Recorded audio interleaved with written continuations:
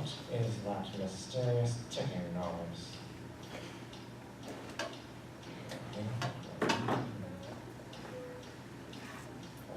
Catch it.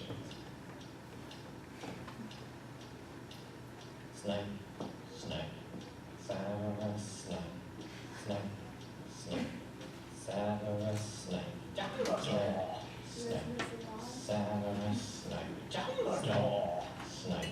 Severus Snape, snake, snake, Severus Snape, snake, snake, Severus Snape, snake, snake, Severus Snape, snake, snake, Severus Snape, snake, snake.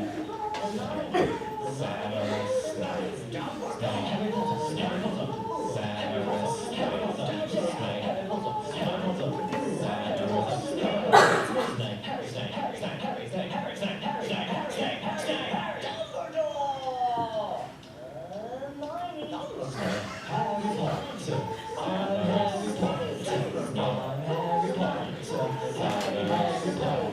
singing our song all day long at Hogwarts. I found the source of the ticking. It's a pipe bomb. Yay!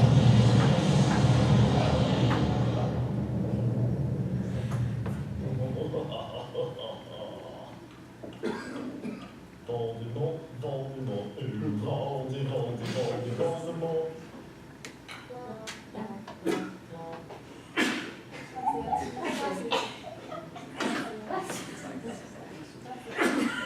Okay, so from that video you can tell our presentation's on Harry Potter.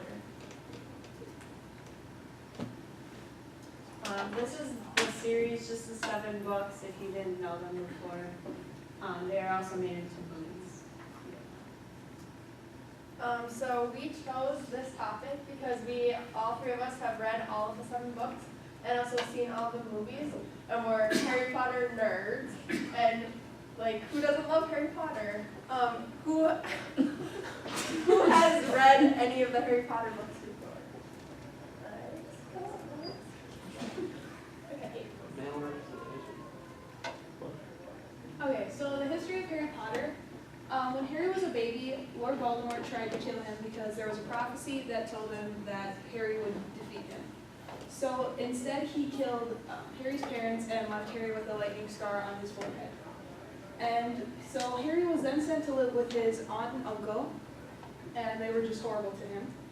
And when he turned 11, he was invited to go to Hogwarts, a school of wizardry, and that's kind of what the books and movie are about. So the history of the books themselves, they were written by J.K. Rowling, and the first book was published in June 1998.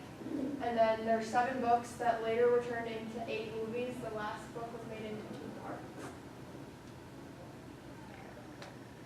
Okay, so the first thing we found math in was, well, the speed of magic. And I guess because it is magic, there isn't like a specific number or anything. So we just did it all like estimation based on pictures and basic knowledge. So we found that it's about 0.5 seconds for a wizard to react when a spell is cast at them. And then based on the movies, you can tell that when two wizards are dueling, they're not straining to like yell at each other or anything. So it has to be about 30 feet because that's like a normal conversation distance. And then the spells can't be, they can't be greater, or they have to be greater than 0.5 seconds because otherwise then the other wizard wouldn't have time to react. But it can't be less than 2 seconds, otherwise there would be too much time to react. So if they're cast in a straight line, we use the equation for speed, which is distance over time. And so the average speed, if it was in a straight line at 30 feet apart, it would be 24 feet per second. And then this is just a picture from one of the movies. This is Voldemort and then Harry over there. And if they were 30 feet apart, and it shows that they're not at a straight line. So I found the equation of a line based on just estimating where the points of the graph are, and then plugging that into my calculator, and then using the arc length equation, I plugged in the equation of the line into that formula and found the length of the arc to be 22.542 feet. And then I plugged that into the speed equation and found that this, based on this picture, Magix travels at about 18 feet per second. And then the history of the math for that. Galileo was known as the father of physics, and he was the first to work with like speed and motion. And then his findings were later used by Newton to just to further the equations, and then the development of classical mechanics. And then Gottfried Leibniz later developed the notion of derivatives and integrals that were used with speed and acceleration and velocity. The big sport in Harry Potter is Quidditch, and so we have a picture of the field, and then so we decided to find the area of the dome if they were to put a dome over the field, and so that would mean there are semicircle cross sections perpendicular to the x-axis, and then so this is the equation up there for the ellipse with the dimensions there. And then so we used the equation of the ellipse and made it equal to y, and then found the area of the field itself, and then the, which is s, and then the area with the semicircle cross sections, and then integrated that, and then found the volume of the dome.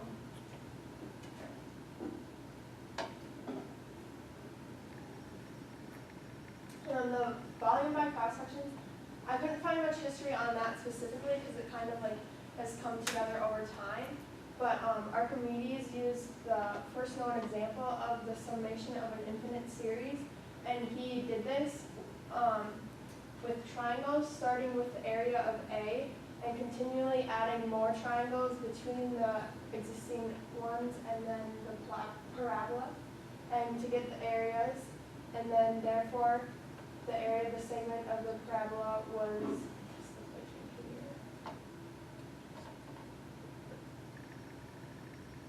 Okay, so the actual school of Hogwarts, it was very hard to like find an exact replica, but this guy, he made a model, I guess, and it was on a scale of 1 foot would equal like 24 feet of the real castle. And so I just used this picture because, well, I guess in the movies and the books it'd be hard to tell like the exact dimensions.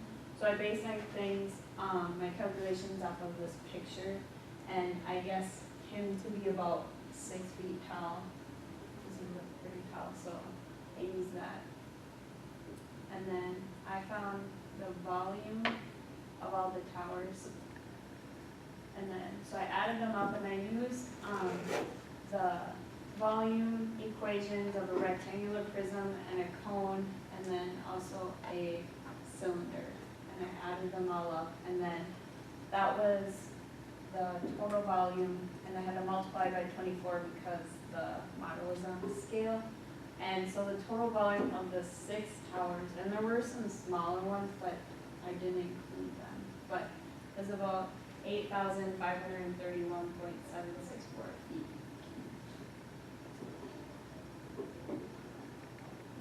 So the history of finding a volume of anything, Archimedes in the 3rd century studied volumes, and he started this by like first finding area, just using shapes that he knew, and then he would rotate them, and then he moved on to volume by taking actual shapes, and then he would cut it into sections and then add up the sections to find the total volume.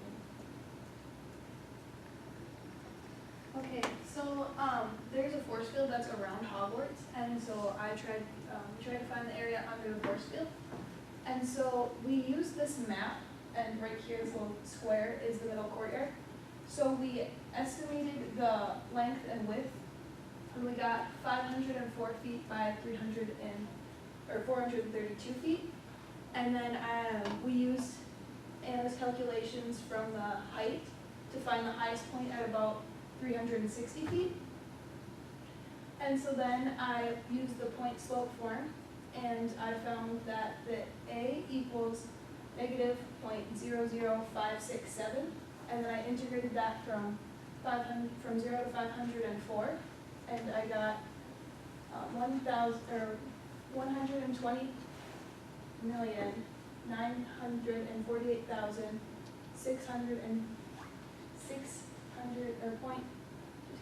0.2698 times 432, and then that was an area under the curve of 52,249,808.06 feet. So history of area under the curve. Calorie was an Italian mathematician who kind of worked with this in around 1635, and he viewed like moving points on a curve, and then there would be an infinite number of points, and he called these indivisibles, and he found indivisibles could describe the area under the curve. And then Sir John Walters made the famous equation to find area under a parabola of area equals 1/3 kx to the third, and then area of a curve as area equals 1/2 kx squared. And then they eventually came up with this equation right here. So we did Dumbledore's beard, and he is 115 years old when he dies, but we calculated from when he's 15 years old to 115 years old because that's when males start growing facial hair. And he is 71 inches tall, and so we figured out that his beard must be about 26.1 inches long. So then we found the average rate of growth of his beard over his lifetime and got 0.261 inches per year. And then the history of this map is the slope of a secant line between 2 points, and the average rate of change of a function f of x over an interval between 2 points, a of f of a and b comma f of b, is the slope of the secant line connecting the 2 points with, and you can find that with that formula right there.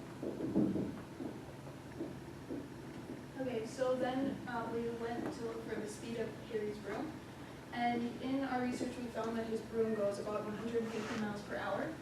So we wanted to convert that to meters, and so that's about 1,609.34 meters. And so if you multiply that by 150, you get 241,401 meters per hour. And then if you divide that by 60, you get 4,023.35 meters per minute. And then if you divide it by 60 again, you get 67.06 meters per second. So this is just kind of a hypothetical problem. If Harry is flying at a rate of 67.06 meters per second, and he's slowing down with the direct proportion to time, he comes to a stop at 30 seconds, you could use the acceleration formula, and you could take the antiderivative and find the velocity. So if you put 30 in for time, and you add his rate, you would get a k of 0.149, and then if you put that into the equation, you get his velocity. And then if you take the antiderivative of that to find his total distance, you would get about 25,148.25 meters. The history of speed and velocity, Anna kind of already went over this, but it's really unknown who discovered the formula for speed and velocity. And I mean, we kind of know the story of Isaac Newton and the apple. And he noticed that when the apple is at its zero, when it's hanging in the tree, it accelerates downwards towards Earth. And then Godfrey Leibniz created the integral to do it through